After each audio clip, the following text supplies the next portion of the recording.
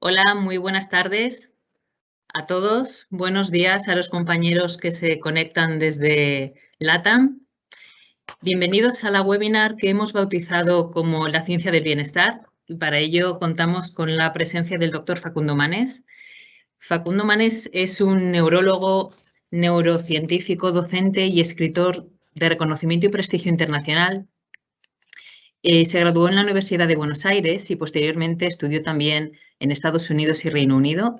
En el 2001, ya de vuelta en Argentina, crea INECO, Instituto de Neurología Cognitiva, y el Instituto de Neurociencias de la Fundación Favaloro, instituciones que hoy son centros de referencia mundial. Ha sido profesor de prestigiosas universidades de Estados Unidos y de Australia y consultor en la Universidad de Cambridge. Ha dado varias vueltas al mundo como conferencista invitado a distintos foros internacionales y ha publicado más de 250 investigaciones en las revistas científicas más prestigiosas de su especialidad. Es el médico con actividad asistencial con más citaciones científicas de Argentina y recientemente fue considerado por la editorial Paidós como uno de los pensadores más relevantes de nuestro tiempo. El doctor Manes es además autor de La Casa. Entre su extensa bibliografía cabe destacar Usar el cerebro, su bestseller hasta la fecha y del que se han vendido más de 200.000 ejemplares. Su último libro, Ser Humanos, acaba de salir publicado en Argentina y en España podremos disfrutar de él a partir del próximo mes de septiembre. Doctor Manes, es un placer tenerle hoy con nosotros. Bienvenido y muchas gracias. No, gracias a ustedes, gracias a Planeta, gracias por permitirnos reflexionar juntos sobre la ciencia del bienestar. Es difícil estudiar el bienestar científicamente, pero se ha avanzado. Es también difícil estudiar la inteligencia o la memoria, son términos generales que los científicos o los neurocientíficos tenemos que a veces, o la creatividad misma, descomponer, no para minimizarlos, sino para entenderlos, para comprenderlos, para estudiarlos. Y bueno, el bienestar en estos tiempos de pandemia es algo central, porque luego de la peste negra, en 1347 hasta 1353, que mató a 1 de cada 3 personas de ese momento, luego de esto surge el Renacimiento. El Renacimiento fue un movimiento transversal que básicamente consistió en buscar el poder en lo interior, en el factor humano.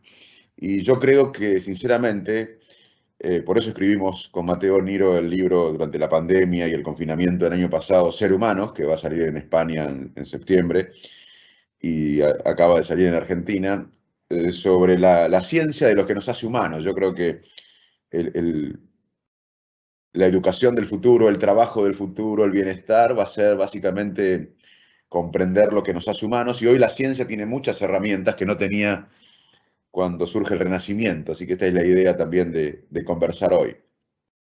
Más allá si alguien vive en un país desarrollado, en un país no desarrollado, en vías de desarrollo, esta pandemia es la crisis de salud pública más importante de la historia moderna, pero también es una crisis económica, social, educativa, humanitaria, geopolítica, ideológica y también moral. Desde los médicos que en todas partes del mundo tuvimos que decidir quién entra a respirador y quién no puede porque no hay respiradores, hasta la distribución de vacunas. Es una crisis moral, la distribución de vacunas en los países desarrollados y no desarrollados. Es una crisis moral también, por supuesto. Y toda esta crisis multidimensional, económica, social, educativa, de salud, geopolítica, produce cambios en comportamientos individuales, pero también comunitarios. Y más allá que tengamos trabajo, que podamos vivir en países o en sociedades que están mejor que otras, más allá de que no tengamos problemas cotidianos, ni hablar los que lo tienen, todos hace más de un año que estamos haciendo cosas que no hacíamos, por ejemplo, usar barbijo, y no hacemos las cosas que hacíamos. Y los recursos cognitivos son limitados. Nosotros no tenemos recursos cognitivos ilimitados. Y hacer cosas que no hacíamos y no hacer las cosas que hacíamos consumen nuestros recursos cognitivos. Por eso lo que estamos viviendo hace más de un año, más allá de las comodidades de cada sociedad, pone a prueba nuestras capacidades de autorregulación y favorece el agotamiento mental. Produce cierta fatiga mental. Y más allá también de la pérdida, aunque no haya síntomas clínicos de depresión o ansiedad, todos tenemos una cierta sensación de pérdida por el año pasado y por este año. O viajar, o hacer cosas que queríamos hacer, o que nuestros padres vivieron un tiempo aislado y envejecieron sin poder verlos un tiempo, hasta que llegaron las vacunas. Todos tenemos una sensación de pérdida. Y todo esto que estamos viviendo, más allá de que tengamos trabajo, que podamos vivir en una sociedad desarrollada, que no tengamos problemas económicos, ni hablar los que vivimos en países en vía de desarrollo o los que tienen problemas laborales o económicos, pero a todos, eso es lo que quiero decir, a todos, esta incertidumbre sobre el futuro nos provoca cierta ansiedad y agotamiento, porque el esfuerzo o la energía mental para afrontar la incertidumbre también consume recursos cognitivos que, como digo, no son ilimitados.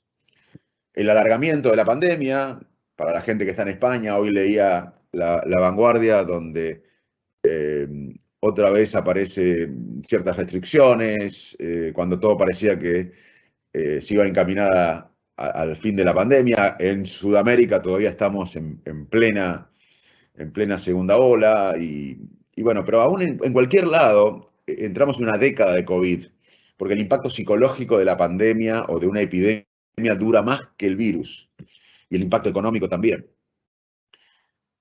Y esto puede afectar el desgaste cognitivo emocional de todos nosotros. La reacción al estrés forma parte de nuestro sistema adaptativo frente a las adversidades, pero en ciertas ocasiones la respuesta del estrés se puede exceder o perpetuarse, hacer crónica y desencadenar ansiedad, angustia, estrés crónico. Si yo mañana tengo que hacer una presentación en un idioma que no domino bien, de un tema complejo, voy a estar estresado. O si un periodista tiene que hacer una nota online ahora de esta charla, va a estar estresado. Y eso está bien, es el aumento de la respuesta fisiológica al aumento de la demanda. Lo que no está bien es el estrés crónico. Y muchas veces aparece, además de la ansiedad y la angustia, el burnout, lo que llamamos estar quemados, que es un estado de decaimiento físico, emocional y mental, que se caracteriza por cansancio crónico. A veces no trabajé tanto, pero estoy cansado. Hay un vacío emocional, actitudes negativas hacia el trabajo, la vida. Lo primero que aparece en el burnout es la disminución y pérdida de recursos emocionales. Hay una disminución de la energía vital y una desproporción en el trabajo que uno realiza y el cansancio que uno experimenta. No sé qué me pasa, no hice tanto y no doy más. O a veces lo único positivo cuando uno empieza de la mañana es el café o el mate en Argentina. Después cada WhatsApp, cada mail es un peso. Así que cuando ustedes se despierten alguna vez en su vida y lo único positivo es el café o es el té o el mate y después todos los mensajes es un peso, sospechen si no están un poco quemados. También la falta de realización personal tiene que ver con el burnout. Y el burnout tiene síntomas físicos como dolores de cabeza, alteraciones en el sueño, síntomas gastrointestinales, pérdida de peso, pérdida de concentración, ausencia de motivación. Y nos quemamos cuando existe sobrecarga laboral o cuando hacemos algo que es monótono, repetitivo. Por eso voy a insistir que en la charla que el contexto es clave. Si quieren cambiar a alguien en la organización o ustedes quieren cambiar, no olviden de cambiar el contexto. De hecho, fíjense cómo el año pasado cambió el contexto de repente y gente que nunca había usado Zoom o telemedicina o educación a distancia se adaptó. Yo tengo mi madre en un pueblito de La Pampa, Argentina, de 87 años, que nunca había usado ninguna tecnología, y cuando quedó aislada por la confinación, con el confinamiento, empezó a usar el iPad, empezó a usar Zooms. O sea, cambia el contexto y los seres humanos nos adaptamos. O sea, acuérdense de esto, que cuando quieren cambiar a alguien o quieren cambiar a ustedes, el contexto es clave. Muchas veces tenemos que cambiar el contexto. También puede incidir en el burnout la búsqueda de la perfección absoluta o la necesidad de control. Es imposible controlar todo y la perfección, el perfeccionismo conspira con nuestro bienestar, que vamos a hablar. Así que vamos a hablar un poco del bienestar que tiene que ver con reservar espacios destinados a las cosas que nos hacen bien, disfrutar de la vida. Muy importante, es una prescripción médica esto. Esta pandemia, más allá de donde nos encontremos, en Europa, en América del Norte, América del Sur o América Central, ha producido cambios en la forma de vida y que se prolongó un poco más de lo esperado. Por eso el cuidado de nuestro bienestar es clave. Yo creo que lo que vamos a sobrevivir mejor como individuos, como sociedad, como organizaciones, van a ser lo que apuesten a los recursos humanos, a las habilidades que nos hacen humanos. En este contexto puede ser normal tener un poco de ansiedad, de angustia, de soledad, pero si esto se vuelve más intenso y impide el funcionamiento familiar, social, laboral, uno debería tener una consulta con algún experto. En estos tiempos siempre es importante tener rutinas, porque las rutinas favorece la estabilidad de nuestro ánimo y organiza nuestros ritmos sociales, el horario que nos levantamos y acortamos, el balance que le dedicamos a nuestra vida laboral, social, placentera. Y dormir, el sueño es muy importante, hay que dormir 7, 8 horas por día, el sueño mejora el ánimo el otro día, consolida mejor la memoria, el sueño es salud. Y también es muy importante, a pesar de este contexto, tener vínculos humanos. En los países con mayor confinamiento, sin vacunación, aunque sea con la tecnología, en los países que tienen más vacunación y ya el confinamiento o las medidas restrictivas se han facilitado o han disminuido, estar con la gente que uno quiere, dedicarle tiempo a la gente que uno confía. Mantener las redes sociales puede fomentar un sentido de normalidad, aliviar el estrés y la ansiedad, porque somos seres sociales. Si ustedes me preguntan a mí, Facundo, ¿cómo definirías al órgano más complejo del universo? ¿Qué es lo que tenemos en la cabeza? Lo que tenemos en la cabeza es el cerebro, es el órgano más complejo del universo. Y fíjese qué desafío, ¿no? En 2 palabras definir el cerebro. Yo lo definiría como un órgano social. Nosotros somos seres sociales. De hecho, la soledad crónica nos mata. La soledad crónica es un factor de mortalidad más importante que la polución ambiental y tan importante como la obesidad y el alcoholismo. Sin embargo, cuando vamos al médico o fuimos al médico, nunca nos preguntaron cuántos vínculos humanos tenemos. Nos controlan la tensión arterial, el colesterol. Y yo le hago una pregunta a ustedes, que no tienen que responderla públicamente, pero tienen que pensarla. ¿Cuántos vínculos humanos importantes tienen en su vida? ¿A quién le pueden contar un secreto, una enfermedad que no quieren que se sepa, un sueño que quizás no se cumple? Bueno, eso va a determinar más su felicidad que la mayoría de las cosas que hacen en el día, que conseguir un aumento de sueldo, de salario, o más prestigio, o más poder, o fama. De hecho, había una epidemia de soledad previo a la pandemia que ahora se hizo mayor. Porque la salud, y por eso es muy importante que hablemos de esto, la salud es el estado completo de bienestar físico, mental y social. Y tan importante como la vacunación es la respuesta que tengamos a la salud mental, porque el impacto psicológico de la pandemia suele durar mucho más que el virus. Y la soledad era un problema antes de la pandemia. El impacto psicológico de la pandemia tiene el efecto sobre los niños, porque los agarra modulando sus emociones, el cerebro termina de desarrollar después de los 20 años, Las mujeres, porque aumentó en el mundo el trabajo inequitativo doméstico, la violencia doméstica. Nosotros, los que trabajamos en el sistema de salud, los más vulnerables, los más pobres y los más ancianos, los mayores, porque antes ya había una epidemia de soledad. De hecho, Inglaterra desarrolló el Ministerio de la Soledad hace unos años y ahora Japón desarrolló el Ministerio de la Soledad, porque la soledad crónica mata y además es un factor que complica enfermedades cardiovasculares, oncológicas.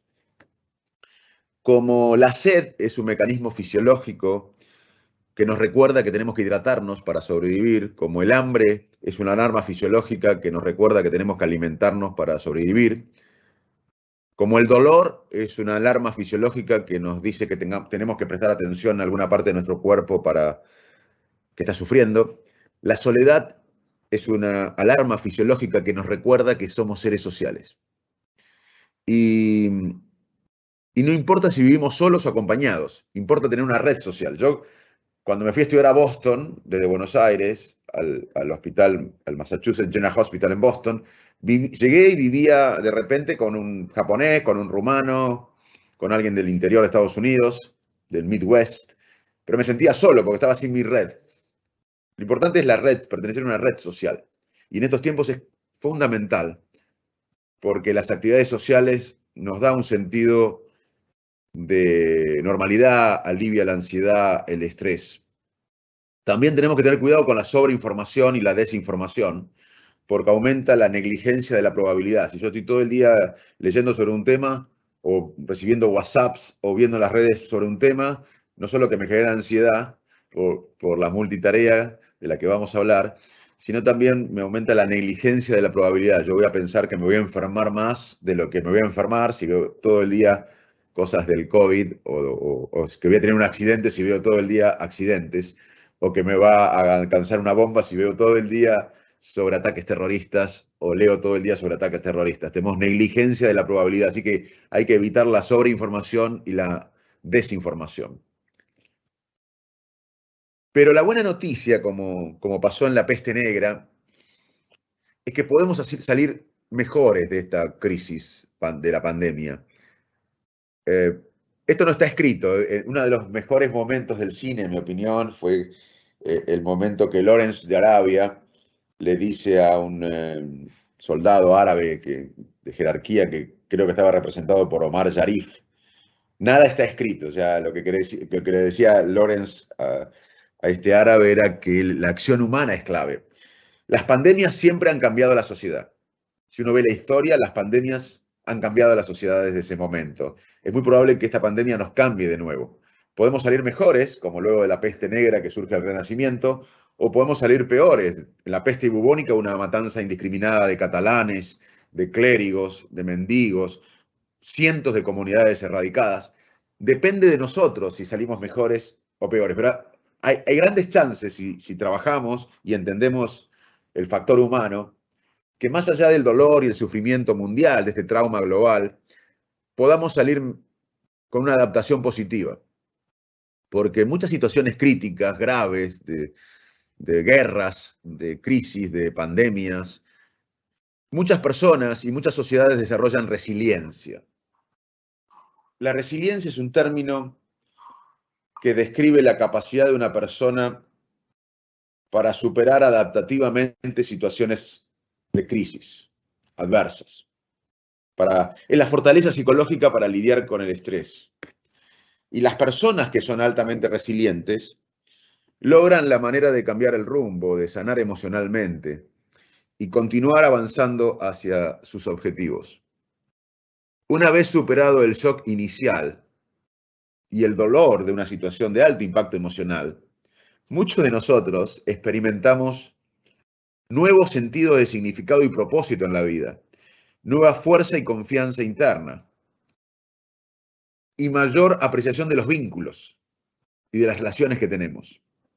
Además, es más frecuente que nos volvamos más altruistas, más compasivos. Y el altruismo tiene que ver mucho con el bienestar, porque cuando ayudamos a otro, se activan en el cerebro los circuitos de placer que se activan con la cocaína. Nosotros en el cerebro tenemos un reward system, un sistema de recompensa, que se activa con el sexo, que se activa con la cocaína, con las drogas, con la hamburguesa con queso, con un jamón de España, con un asado argentino, con unos tacos mexicanos.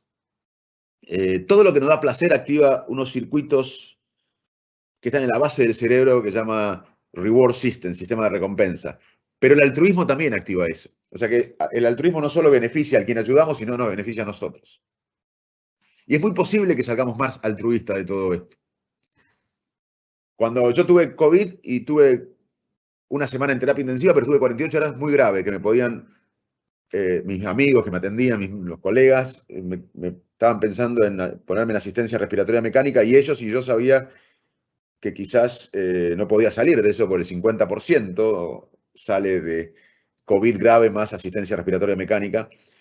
Y cuando sobreviví a esto, salí con una sensación que es lo que nos pasa un poco a todos, de valorar más los vínculos que mi estatus personal o mi éxito individual. Así que los seres humanos somos seres adaptativos y fuimos concebidos para afrontar situaciones de adversidad y crisis.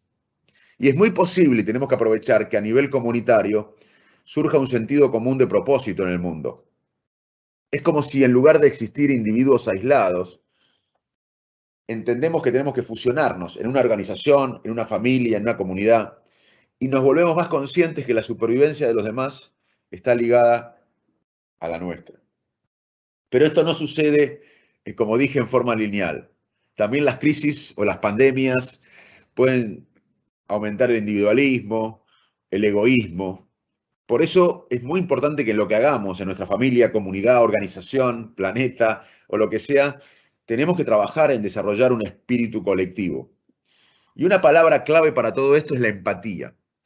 La empatía es una habilidad cerebral que nos permite imaginar que el otro tiene creencias diferentes a las nuestras y que esas creencias diferentes a las nuestras quizás tengan semillas de verdad.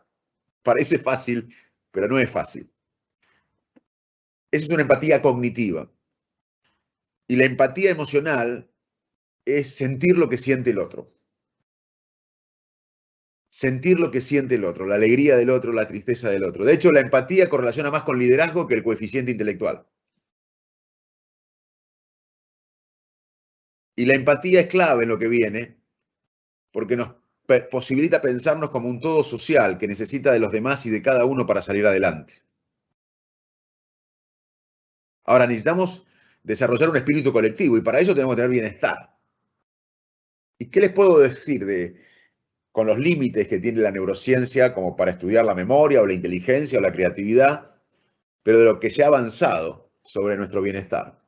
Bueno, lo primero que quiero decirles es que el bienestar en gran parte se construye y podemos hacer mucho para construir nuestro propio bienestar.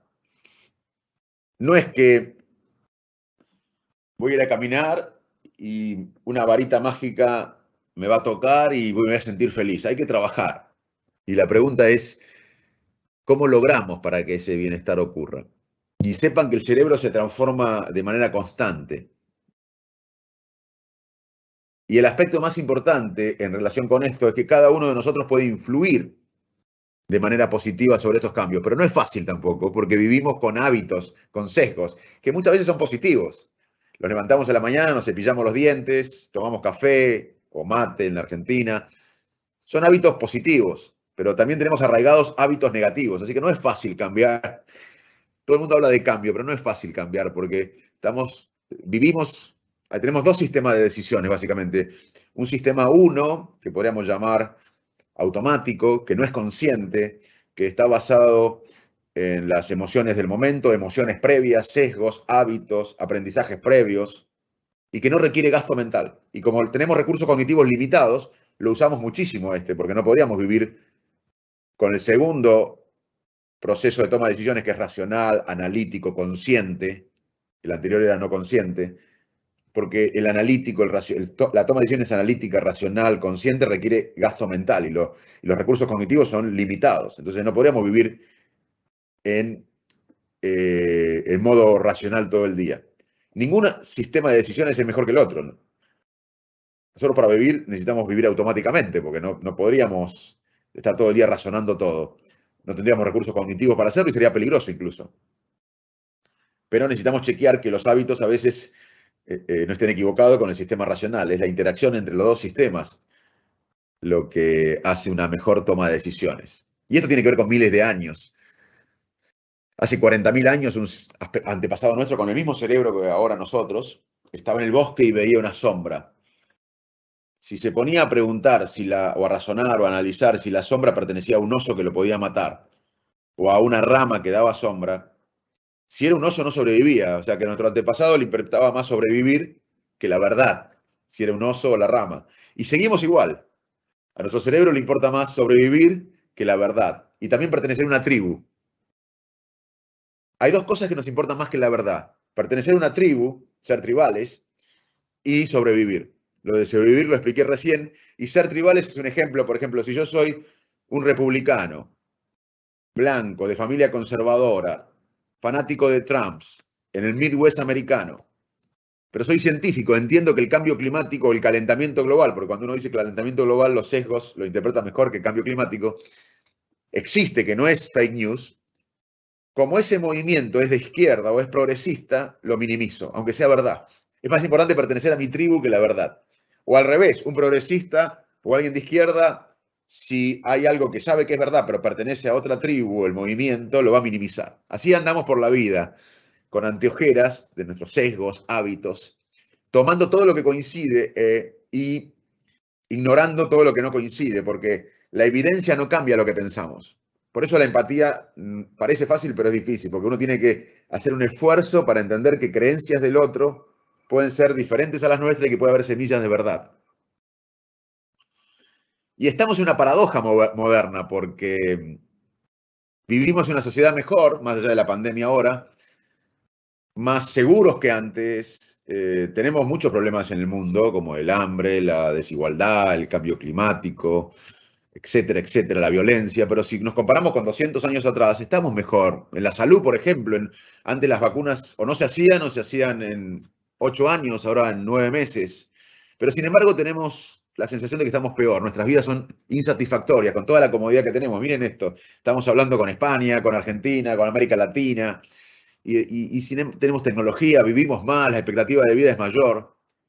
Más allá de todos los problemas que tenemos en el mundo, que no los niego, pero ¿por qué es así que tenemos esta sensación subjetiva de que estamos mejor como tecnológicamente o en calidad de vida, pero nos sentimos peor? Y bueno, todo esto por el factor humano, por los sesgos.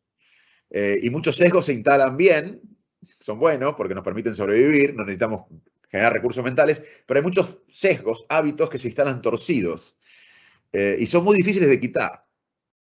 Los buenos hábitos nos salvan la vida, pero los malos nos complican la felicidad, el bienestar, y hace que repitamos los mismos. Y eso es cuando uno quiere adelgazar, cuando uno quiere mejorar. Hay hábitos que son difíciles de cambiar. Y el bienestar supone cambiar hábitos, cambiar conductas. Es como el dicho, si yo tengo un solo martillo, todo lo que veo se convierte en un clavo. Entonces los hábitos nos llevan a repetir conductas una y otra vez y esto choca con todo lo que vamos a hablar ahora del bienestar. Diariamente tomamos decisiones que influyen en nuestro bienestar. Por eso hay que primero reconocer que tenemos hábitos, que muchos son buenos, pero muchos son malos y que cambiarlos no es fácil.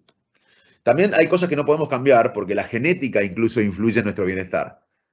Trabajos científicos que compararon los resultados de decenas de estudios genéticos reveló que la genética explicaba el 30% de nuestro bienestar. Hoy en Buenos Aires está el día nublado, pero yo lo puedo ver soleado o oscuro.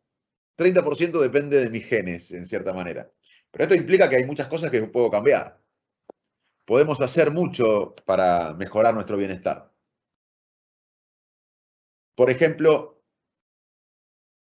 el bienestar no es una secuencia de estados positivos, felices.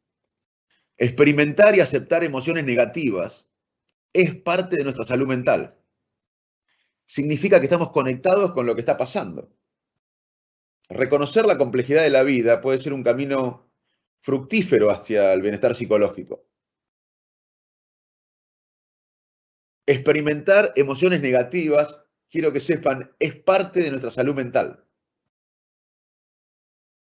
Y situaciones extremas de adversidad o de dolor incluso pueden abordarse con experiencias de aceptación, compasión, altruismo, comprensión, que permiten entender la vulnerabilidad condición de seres humanos, la fragilidad, como la entendí yo cuando me estuve por morir hace unos meses, o estuve cerca de morirme hace unos meses. Eso solo se puede comprender en momentos difíciles y eso tiene que ver con el bienestar humano. También es muy importante trabajar la manera que pensamos y expresamos nuestros sentimientos. Todos tenemos pensamientos tóxicos, negativos, pero tenemos una herramienta importante, la reevaluación cognitiva de las emociones. Cambiar la manera que sentimos, cambiando la manera que pensamos. Yo puedo terminar esta conferencia, nunca voy a saber si les gustó o no, por más que ustedes me digan que estuve bien, porque mentir es una habilidad humana para sobrevivir, es parte de nuestra evolución. Hubo saltos evolutivos que nos hicieron humanos, ser bípedos, tener gestualidad, hablar, memoria, vivir en grupos complejos. Y también la habilidad de mentir. Mentimos y nos mentimos. Cuando nos vemos al espejo pensamos que somos más lindos de lo que somos, pensamos que somos más inteligentes de lo que somos y somos más optimistas de lo que deberíamos ser, a no ser que estemos deprimidos, porque ahí hay un realismo depresivo. Así que es normal mentir. Pero yo puedo terminar esta charla y pensar, uy, me olvidé de decir tal cosa, uy, qué lástima que no hice tal cosa y me siento mal. O yo puedo terminar esta charla y decir, qué bueno, me conocí con la gente de Planeta, les agradecí todo lo que hacen por los autores, por nosotros. Por ahí algunos lo introdujen en un tema fascinante como son las neurociencias cognitivas y me siento bien.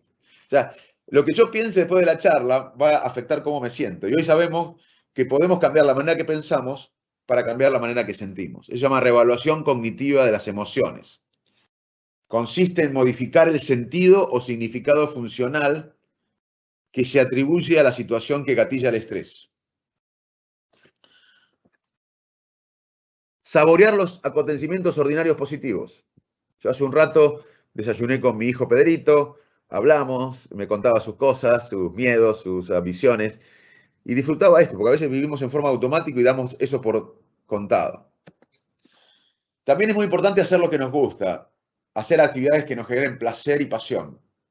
Cada uno sabe de ustedes cuál les gusta, bailar, pintar, cocinar, todo lo que a uno le gusta. A mí me gusta escribir o atender pacientes o pensar en un cambio en mi país o en el continente.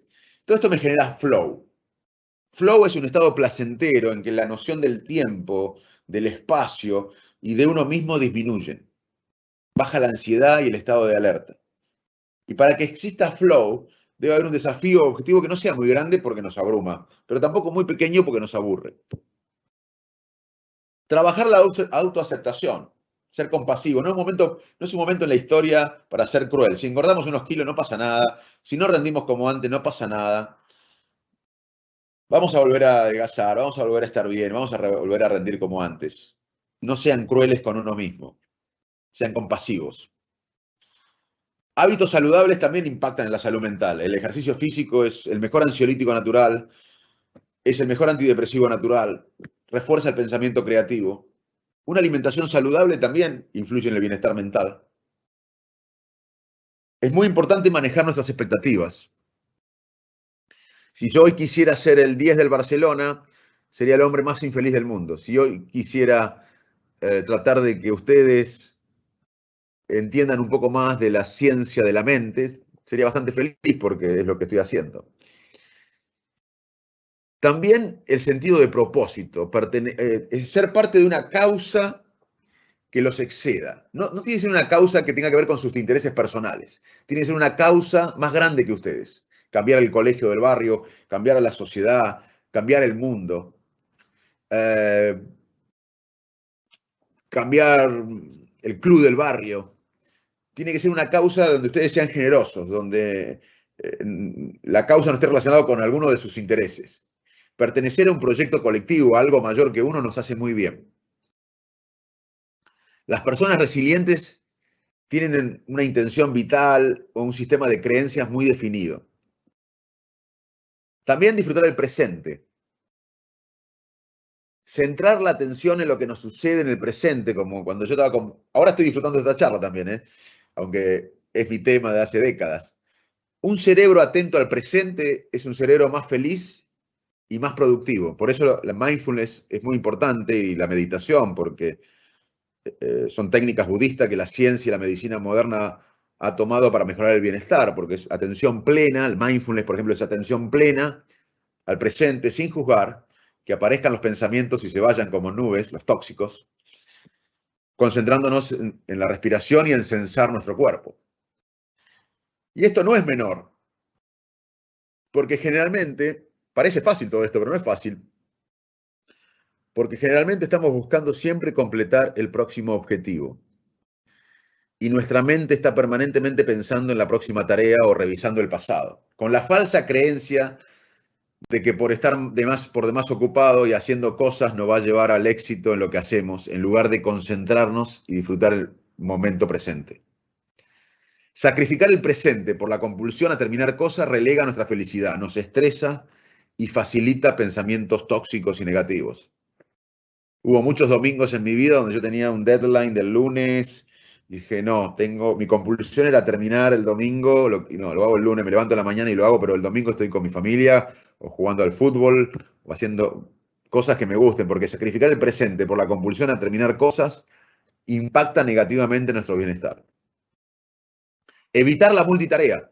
Tenemos la falsa ilusión de que si estamos en una reunión de Zoom o reunión presencial y estamos chateando, hacemos las dos cosas bien. Mentira. Tenemos un impacto negativo en el rendimiento, además nos pone más ansiosos. Así que la multitarea impacta en nuestro rendimiento y en nuestra calidad de vida. Contrariamente a lo que muchos suelen pensar, ni la inteligencia ni el nivel educativo impactan en el bienestar. Tampoco la juventud, a pesar del valor que se le da en muchas sociedades. Sí la gratitud. Más que pensar en qué nos falta, agradecer qué tenemos. Yo cuando a veces me levanto y pienso que está todo mal en el mundo, conmigo, que está todo mal, que anda todo mal en mi vida, recuerdo que puedo hablar, que puedo mover los brazos y las piernas. Muchos de mis pacientes, yo soy neurólogo, no pueden hacerlo, no pueden hablar, no pueden mover las piernas, no pueden mover los brazos, ni hablar de otras cosas básicas, como mi familia o mis amigos. Así que cuando todo anda mal, hay algo en su vida que anda bien, concéntrense en lo que anda bien. Muchas personas logran objetivos, o sus objetivos, y creen, quizás por eso lo persigan, que cuando alcancen ese objetivo van a ser más felices, se van a relajar y sus preocupaciones van a ceder. Yo llegué a Buenos Aires de un pueblo de campo a estudiar medicina y tenía a veces la falsa ilusión de que todos mis problemas se van a ir cuando me reciba de médico.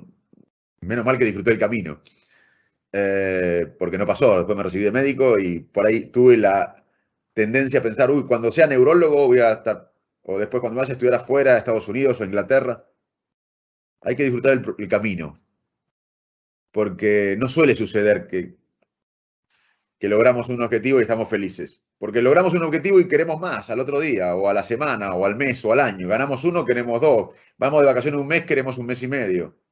Ganamos un premio nacional, queremos el premio intercontinental. Así que más que ser feliz por lo que se tiene, es mejor ser feliz por lo que se desea. Es más inteligente disfrutar lo que uno tiene, ¿no? Ser feliz por lo que uno tiene. Esto parece fácil, pero requiere cierta predisposición y entrenamiento. Entrenar el optimismo también es importante. El optimismo es un factor de protección cerebral. Esto fue una etapa de un reportaje de la contratapa de Vanguardia de hace unos años que me hicieron, a partir de un libro de Planeta. A ver, hay 5 cosas para repasar. La emoción positiva, el aspecto más hedónico, también obviamente tiene que ver con el bienestar. El agua caliente cuando nos bañamos, todo lo que nos da placer. Pero también el flow, hacer algo que nos guste mucho, un sentido de propósito también. Y también las relaciones humanas. El estudio de psicología más largo que se lleva a cabo en Harvard, siguieron a chicos de Boston de bajos recursos económicos y de altos y lo siguieron por décadas. Ni la fama, ni el poder, ni el dinero, después de cierto punto, impactan el bienestar tanto como las relaciones humanas.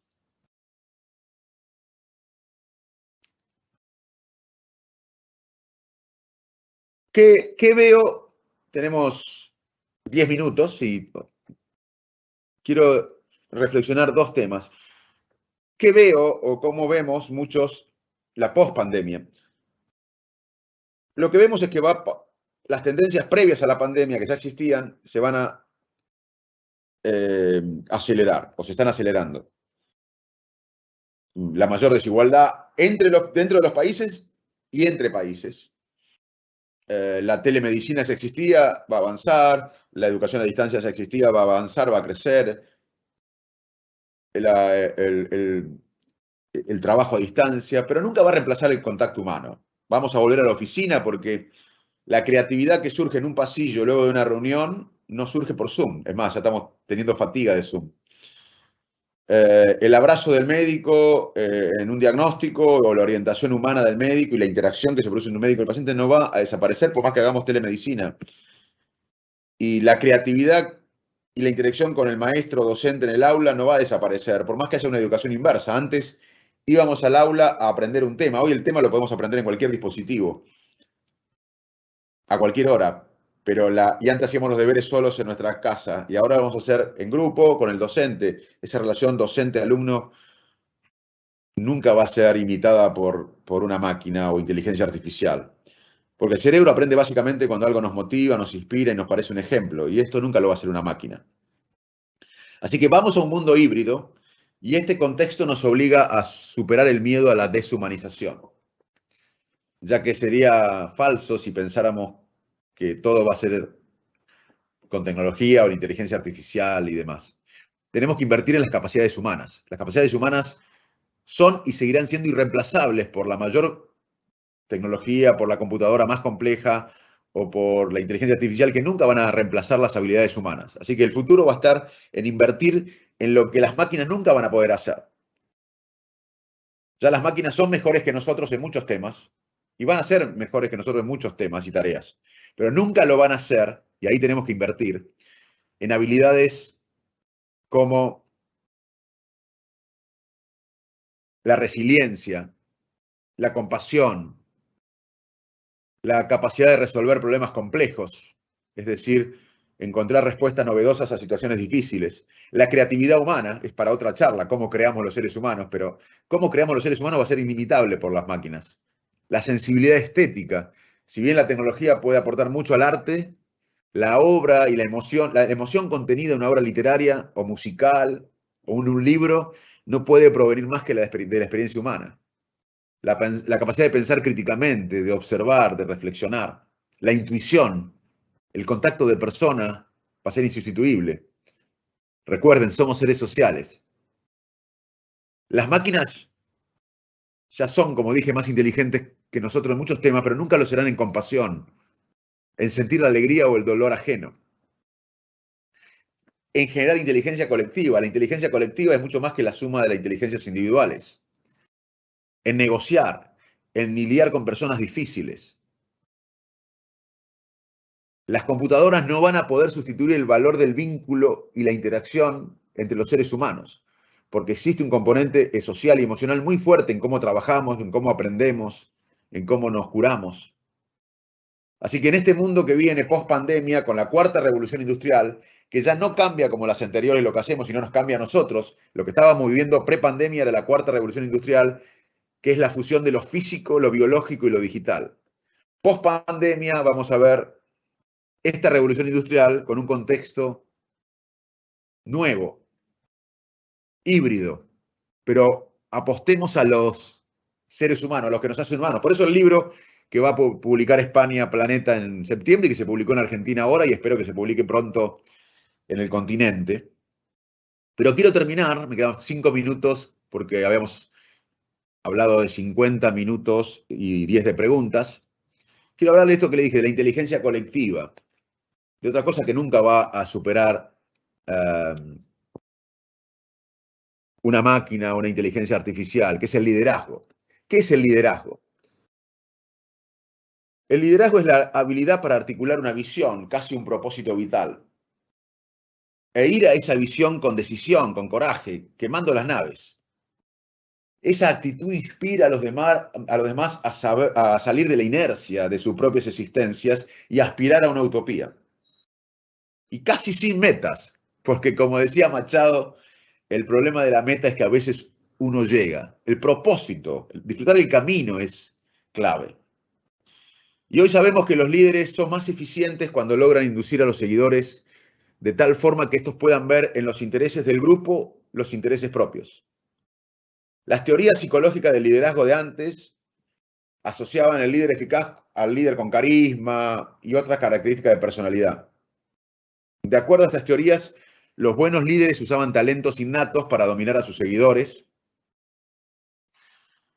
pero en los años recientes fueron surgiendo nuevas teorías psicológicas del liderazgo. Y los líderes deben trabajar para entender, comprender los valores y las opiniones de los seguidores, de los colaboradores, más que asumir absoluta autoridad. Establecer diálogos productivos con los colaboradores acerca de lo que el grupo encarna, representa y por lo tanto en la forma que se debe actuar. El líder moderno entiende por liderazgo la habilidad de dar forma a lo que los seguidores realmente desean y quieren y no fuerzan la conformidad mediante la utilización de castigos o premios. Y la inteligencia colectiva, que dije, es más que la suma de las partes. Y hay tres factores que estudió la ciencia, y con esto termino, que predicen el éxito de un grupo. Se estudiaron miles de trabajos científicos, porque hoy todo lo que hacemos es colectivo. Y hay tres factores que predicen el éxito de un equipo. Primero, que los miembros del equipo tengan alta empatía. Cuanto más empatía tienen los miembros de un equipo, más posibilidades de éxito de un equipo. El segundo factor es que además del líder, el líder es clave, como dije, el liderazgo es clave. No hay liderazgo si no se toma riesgo, no hay liderazgo si no se representa el grupo, no hay liderazgo si no se tiene visión. Pero además del líder que describimos recién, es importante que los grupos tengan, además del líder, otras voces dominantes. Eso predice el éxito de un equipo. Y el tercer factor que predice el éxito de un equipo es la diversidad de género. Es muy importante la diversidad de género para el éxito de un equipo. Muchas gracias. Muchas gracias, doctor Manés. Muchas gracias. ¿Se entendió mi español o, como dice Borges, nos separa el lenguaje? Se entendió perfectamente. Aquí estamos recibiendo un montón de preguntas porque, bueno, pues han salido temas realmente muy interesantes, ¿no? Resiliencia, empatía, algo muy potente como que pues el bienestar se construye, ¿no? Y que podemos hacer mucho para construir nuestro propio bienestar y estos consejos que nos ha regalado. Vamos con alguna de las preguntas que nos han trasladado algunos de los compañeros. Una persona nos dice, ha hablado de concepto de sentirse quemado a raíz de la pandemia a nivel general. Es una sensación muy común y comentada que parece no acabar de desaparecer. ¿Cómo lo podemos gestionar como sociedad o qué consejos básicos nos daría para el día a día? Bueno, un poco lo que dije antes, lo voy a resumir. Hacer ejercicio físico es muy importante, dormir, invertir en el sueño es muy importante, tener espacios de placer, disfrutar las cosas, estar conectado con los seres que queremos, hablar, expresarle nuestros sentimientos a los seres que queremos y que confiamos, es muy importante. También pertenecer a un grupo, a una red social es muy importante. Ciertas rutinas son importantes. Las rutinas nos regulan nuestros ritmos biológicos y también nos fortalecen el ánimo. Meditar. Mindfulness es una técnica que yo recomiendo. Es una técnica budista que la ciencia y la medicina moderna la usan para aumentar el bienestar. Hay tutoriales de mindfulness gratis online, en internet.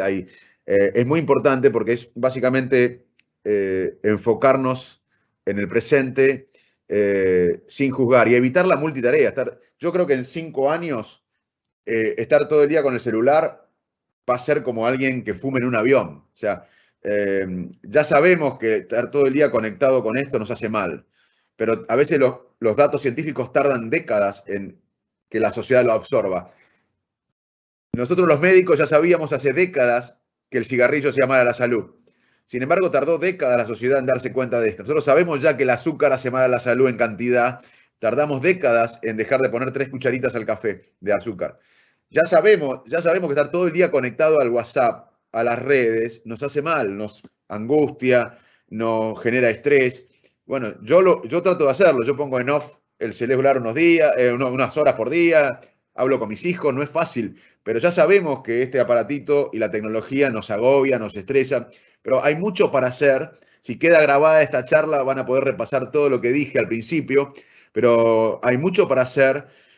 Porque todavía estamos en un contexto de pandemia, por más que algunos países estén mejor que otros, y la incertidumbre sobre lo que viene nos agota. Entonces, es muy importante el ejercicio físico, estar en contacto con personas que queremos, tener un sentido de red social, dormir bien, meditar, tener un sentido de propósito, hacer cosas que sean más grandes que uno mismo, concentrarnos en lo que va bien cuando todo parece mal, pero hay que trabajar. Un poco esta charla está llena de ejemplos que podemos usar para responder esta pregunta. No quiero repetir toda la charla, pero lo que quiero decirles es que hay que trabajar mucho para lograr el bienestar, porque si no, este contexto más la tecnología moderna claramente nos agota. Y sobre todo manejar esto. Esto es veneno todo el día. Y ya lo sabemos, no es que tenemos que tener más experimentos. Si ustedes me escuchaban antes de la pandemia, en el 2019, yo le iba a decir que en 5 o 6 años lo más cool, lo más sofisticado va a ser el contacto humano. Ahora lo veo con mucho mayor claridad. Ahora estamos en el medio de una pandemia y tenemos que usar más el celular, pero el futuro va a estar disfrutar, bueno, lo que ustedes los españoles saben bien, el cafecito, los argentinos con el asado, el contacto humano, lo que los latinos también sabemos bien, pero el contacto humano es clave y menos tecnología, más contacto humano sería mi resumen a la pregunta. Perfecto. Bueno, tenemos algunas preguntas relacionadas precisamente ¿no? El hecho de tener estas nuevas formas de relacionarnos, ¿no? De relacionarnos pues, a través de un formato virtual. Como comentaba el doctor Manés, somos seres sociales, ¿no? Y la soledad crónica nos mata.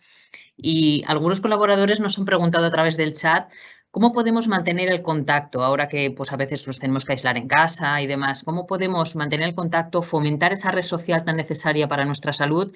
Y otra persona también nos dice cómo cree que podría afectar a largo plazo, si estamos preparados como sociedad. Muy buena pregunta, las dos. Bueno, les cuento lo que hice yo. En el medio de la Argentina tuvo los confinamientos más largos el año pasado. Mi mamá, como les conté, vive en un pueblito del campo y quedó atrapada ahí. Y mi hermano también vive en Buenos Aires como yo, y los nietos, y bueno, y la llamábamos. Antes yo no la llamaba tanto, una vez por semana. En el medio de la pandemia la llamábamos. Bueno, y yo llamo a mis amigos de mi pueblo. Una cosa importante es que todos debemos hacer es llamar a una persona mayor que fue importante en nuestras vidas. Todos saben, pero esa llamada, aunque no sea presencial, esa llamada le va a cambiar la vida y nos va a hacer bien a nosotros. Una cosa que yo hago es llamar a gente grande que me ayudó en mi vida, que yo sé que está sola, que no tiene contacto, que está aislada, porque hay una epidemia de soledad en el mundo, y sobre todo en los países desarrollados, porque está pasando en Estados Unidos, en China, ahora que está en vías de desarrollo. El éxito industrial de ciertos países produce mayor soledad de las personas. Así que esto le diría que en los países no desarrollados tenemos alguna ventaja en cuanto al contacto humano. Pero en esta época de confinamiento, de restricciones, es importante mantener por ahora con la tecnología. Y sobre todo los niños. Porque ojo con nuestros hijos o con nuestros sobrinos o con los niños que están sufriendo mucho esto, porque los agarran en una etapa que están modulando sus emociones. El cerebro termina de desarrollarse luego de los 20 años. Así que el consejo con los chicos es escucharlos, fomentarlos que hablen con nosotros o con quienes confíen, con sus amigos, que expresen sus emociones y también estar bien nosotros, porque ellos nos miran más de lo que pensamos. Y si nosotros a veces estamos estresados o angustiados, ellos lo notan y lo perciben mucho más de lo que imaginamos. Muchas gracias. La verdad es que hay un montón de preguntas, podríamos estar aquí toda la tarde. Un colaborador pues, nos pregunta, ¿cómo podría afectar un nuevo confinamiento a la salud mental de las personas? Mucho, mucho. Miren, es un tema muy complejo, y sobre todo en países como Argentina, otros países que tuvimos uno de los mayores confinamientos del mundo, en situaciones, en países frágiles económicamente. No tenemos Banco Central Europeo, no somos Estados Unidos.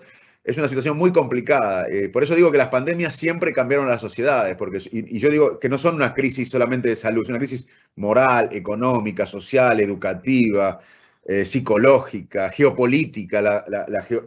La organización internacional, o sea, entramos en una década del COVID, aún en los países desarrollados, esto nos va a cambiar. Y para mí la mejor manera es conocernos más, saber que tenemos herramientas dentro nuestro, como pasó en el Renacimiento. En el Renacimiento, después de la peste negra, se dieron cuenta que las herramientas más importantes estaban dentro nuestro, pero claramente en todo el mundo vamos a vivir una década de COVID con impacto en todas las áreas y va a afectar psicológicamente. El impacto en todo el mundo es esto, el impacto psicológico de la pandemia dura mucho más que la pandemia. O sea que aunque ahora Europa o Estados Unidos esté empezando el fin de la pandemia, no está empezando el fin del impacto psicológico. El impacto psicológico dura mucho más que la pandemia, por eso es muy importante hablar de salud mental. Y yo creo que la salud mental debería ser una herramienta tan importante como la vacunación. Sin embargo, todo el mundo está concentrado en la vacunación, que me parece bien, pero no en la psicoeducación, que es un poco lo que estamos hablando ahora. Muy bien. No sé, para terminar con un mensaje positivo, ¿no? Bajo su punto de vista, doctor Manes, ¿en qué cree que saldremos reforzados como sociedad después de esta pandemia? Con una adaptación positiva. ¿Qué hemos aprendido? Si es que hemos aprendido algo. Para eso les quiero, quiero ver si les puedo mostrar, no sé si lo tengo acá, pero el libro que salió nuestro, que lo tenemos escrito. Creo que el que tenía ayer lo regalé, pero bueno, ya después lo van a ver. Yo creo que vamos a... depende de nosotros. Yo no estoy tan seguro que saldremos mejores o peores, depende de nosotros. Ya les dije, en la historia, si uno ve la historia, no solo el ejemplo de la peste negra, por ejemplo, después de la Segunda Guerra Mundial surge el Estado de Bienestar Europeo, algo positivo. Después de la Guerra Civil Americana, Lincoln y sus aliados hacen el ferrocarril transcontinental y la red de universidades públicas, algo bueno. Después de la fiebre amarilla surge el sistema de salud pública. O sea, pueden pasar cosas buenas. Ahora, después del ataque terrorista a las Torres Gemelas, hubo un control de países sobre otras sociedades, sobre las personas. O sea, yo creo que podemos salir mejores o peores. Lo que quiero transmitir es que depende de nosotros. Hay muchas posibilidades de que salgamos bien y mejores, pero nada está escrito, como decía Lorenz de Arabia. La acción humana es clave y todos nosotros somos claves en modificar nuestra familia, nuestra comunidad, nuestra sociedad o nuestra empresa o organización. Depende de nosotros. Yo veo que va a haber una mayor desigualdad, como dije, lamentablemente, entre los países e intrapaíses. Va a haber un nuevo orden mundial, va a crecer la era digital y para mí vamos a valorar más lo humano. Creo que el que no se dé cuenta de lo humano va a perder en toda esta historia. La salida es interior, como lo fue luego de la peste negra. Muy bien, muchísimas gracias. Bueno, son las 5. Creo que tendremos que ser respetuosos con las agendas. Doctor Manes, yo me quedo con muchísimos aprendizajes de la sesión de hoy. El saborear estos acontecimientos cotidianos, que no siempre sabemos hacerlos, ¿no? Hacer esto que nos gusta, el flow, y bueno, entrenar este optimismo. Así que muchísimas gracias por esta tarde, por esta webinar donde hemos podido escucharte pues, todas estas tips que nos regalas. Agradecer, como siempre, a la división de librerías, a Jesús Badenes y a su equipo la oportunidad de haber podido hacer también esta webinar de la mano del doctor Manes. Y muchísimas gracias a todos los que habéis estado con nosotros, tanto en España como en Latinoamérica y en el resto de países del grupo. Muchas gracias. Buenas tardes a todos. Gracias.